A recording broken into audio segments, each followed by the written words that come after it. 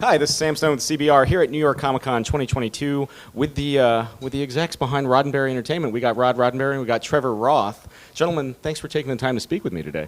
No, thank you for having us. This is great. So I feel like you guys are just more busy than ever. It feels like every year we're getting a new Star Trek show, and you guys have your skin in the game in every single one of them. How has it been like managing and balancing all these different shows in addition to Roddenberry Entertainment's other endeavors? I'll quickly say not possible, but he does a great job of it. And I will say that, look, it's such a privilege that any bad that comes along with it is really a great problem to have. So it's been fantastic, and we're so happy the Trek is healthy, alive, and looking forward to a great future. Well, and one of the great things is they're all so different. So, I mean, whether you like one or don't like one, whatever the case is, there's something for you in the mix. And that's, if they were all the same show, that would be really kind of boring. Very easier, maybe. Maybe easier, but yeah. You've been a part of Star Trek. I mean, in addition to it being the family business, you were a production assistant on The Next Generation. You were there for all the movies that came with J.J. Abrams. Like, how is it, what makes this wave of Star Trek distinguishable from the waves that came before that you were able to witness? That is an excellent question. You're not delivering as many sandwiches. That's Yes, for sure. yeah, no, yeah. Well, obviously I was a kid, 13, 14, 15 years old, working on Next Generation, and certainly took it for granted back then.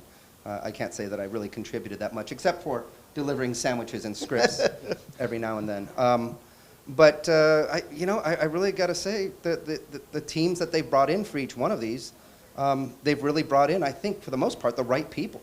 The people who aren't just great writers, but care about the show, care about getting it right, understand fandom. In the past, I'm not so sure all the people involved did pay attention to that too much. In fact, there was sort of an us and them. There were fans, and then there were the Hollywood elite, the producers, those sorts of guys. And now you talk to the writers, you talk to the people who work on the show.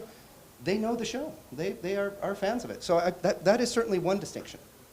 Yeah. I would say also that the storytelling is very, very different now. I mean, we've had one time before where I think there were 2 Star Treks on at one time. Obviously, it was Deep Space Nine and Voyager. But other than that, making sure that they are each standalone, that they actually have their own personality and are in the same universe. And are all in the same universe, coordinated with one another, and then telling the stories, in many cases, over long periods of time versus episodic, although Strange New Worlds. It's a very different time in the media itself. Yeah. Well, across that variety, I mean, this is kind of the big macro question. What is the secret sauce that makes Star Trek Star Trek? I'll go to him. Well, hey, what's the secret yeah, sauce? Right. And Like can you the write family this, recipe. Can you write this down, please? Here's what I'll say, and it doesn't necessarily answer your question.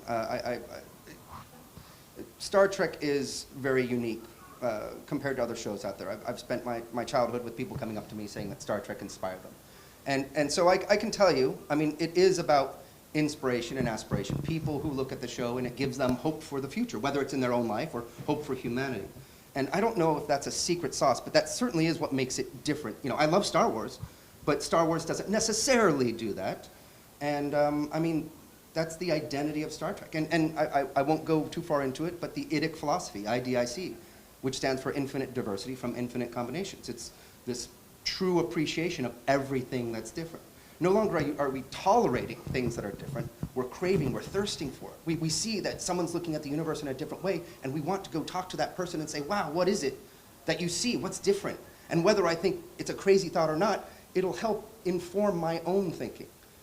Even if I don't like it, it informs me that, well, that's something I don't agree with, but I can go talk to someone else and get a different perspective. Star Trek does that in its casting, it does it in the stories, and I think it speaks to an intelligent audience. And I think people, especially at these kinds of events, are actually pretty intelligent. They're very creative. Absolutely. The show that I feel is the most personal for you is Strange New Worlds. We're seeing characters that your father created. We're seeing 2 different iterations of characters that your mother played. What was it about shepherding Strange New Worlds in particular and making sure they got it right? Well, I don't think we can take credit for shepherding it. We're one of the many players who every now and then have something to say, and every now and then it's listened to, and every now and then it's ignored. But no, I mean, we participate. And The team that's there really, I think, made Strange New World what it is. We were there to give some ideas and notes. We were there at the beginning when we heard all the fans saying, we need Anson Mount, we need Pike, we need a series. And that's the only thing I think I don't want to say the only thing we can take credit for, but that's what I'm most proud of. Yeah. I think look, it's definitely amazing to look on screen, through the scripts, everything, and see Gene's original incarnation for Star Trek coming to a reality. Because obviously we had the smallest snippet of it if you look at the menagerie or the cage, and we got a glimpse into it, but there's so much about it we didn't know. And now to be able to expand upon that and explore it in a very real way, but having that touchstone that Gene left us, I think is amazing, and long time coming. Sure. Y'all literally put your money where your mouth is. I mean, a big part of Roddenberry Entertainment is the Roddenberry Foundation. And I was wondering if you could speak to some of the philanthropies and initiatives that the foundation has taken on recently. Not to get into too much detail, we have a number of programs out there that allow us to contribute on and I'm using words small and large that are so relative, but on smaller scales all the way up to we have a prize that we're going to be announcing later on. Or in fact, we may have just announced it.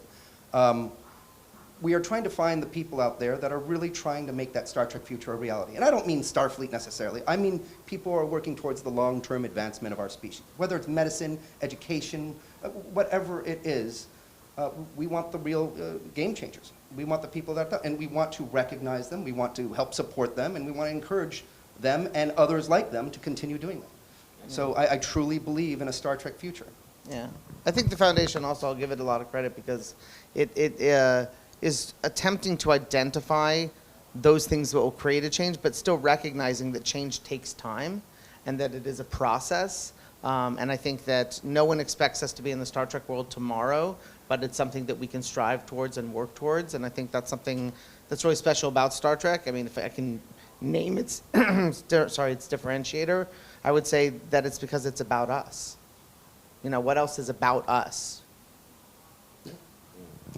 Well, that's all the time that we have today.